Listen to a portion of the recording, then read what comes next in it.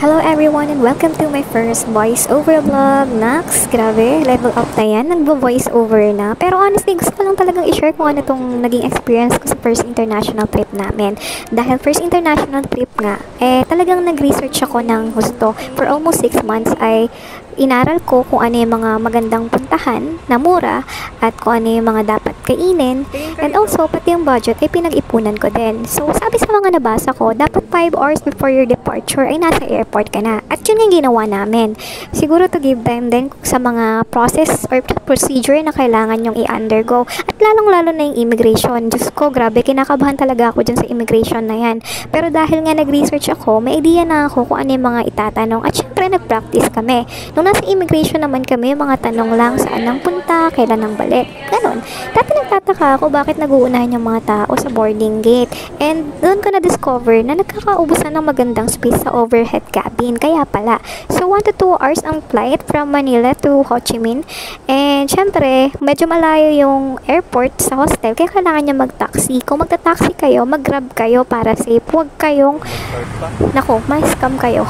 Sabi ko. Anyway, the next morning, maaga kaming nagising at naglakad-lakad na lang kami para mag-familiarize na lang din sa place. Madaming makikita motor talaga dito sa Ho Chi Minh at ito kasi yung parang primary nila na transportation. So, yung first na attraction na pinuntahan namin ay yung Tandem Church na 15 to 20 minutes walk from our hostel. Nung bumalik kami ay sumakay na kami ng buses. Ang buses nila dito ay identified by numbers. And then, yung next stop namin ay yung Saigon Post Office.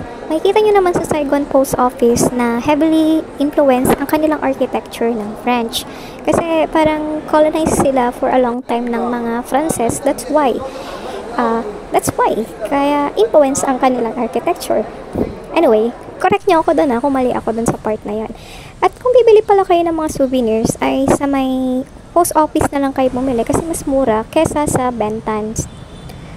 At dahil malapit din yung Notre Dame Cathedral doon sa Saigon Post Office ay chinek na rin namin yung area. May mga nakapark din na hop-on hop-off bus pero dahil tingin namin enough na yung walking tour ay hindi na namin yan in-avail. Bumalik na kami sa hostel namin. Sobrang solid dito kasi ang lakas ng AC nila at 500 pesos per 2 packs. Sobrang sulit. Yung pag-stay namin dito, marirecommend ko talaga. By lunchtime, kumain kami sa McDo. Grabe, diba? Vietnam and then McDo. Pero yung presyo nila, almost the same sa Philippines. Nung nakapag-rest kami dun sa hostel namin, na sister hostel lang ng unang pinag-stayan namin, ay lakad na kami ulit. So, ang ganda rin ng Ho Chi Minh kapag gabi. Makulay din sila. Ito nga pala yung Ho Chi Minh statue. Buti na abutan pa namin yung kanilang sunset. Ang pupuntahan kasi naman namin dito ay ang cafe apartment. Dahil isa rin yun sa mga popular na, not to be missed when you are in Ho Chi Minh. Kaya kailangan talaga na mapuntahan. A must when you are in Saigon. At ito, yung next stop namin ay ang Saigon Water Bus Station. So, instead na mag-Mekong Delta Tour kami, ay ito yung aming in-avail or ginawa. Ito yung alternative namin kasi medyo may kamahalan yung Mekong Delta Tour. So, ang RT namin dito ay 100 pesos per pax. Depende yan sa station na pupuntahan nyo. Dahil medyo malapit lang kasi medyo gabi na kaya pinili namin yung malapit na station lang. That's why. Mag-share na lang ako ng more videos about our experience dito on the next video. Pero, yun na lang muna siguro.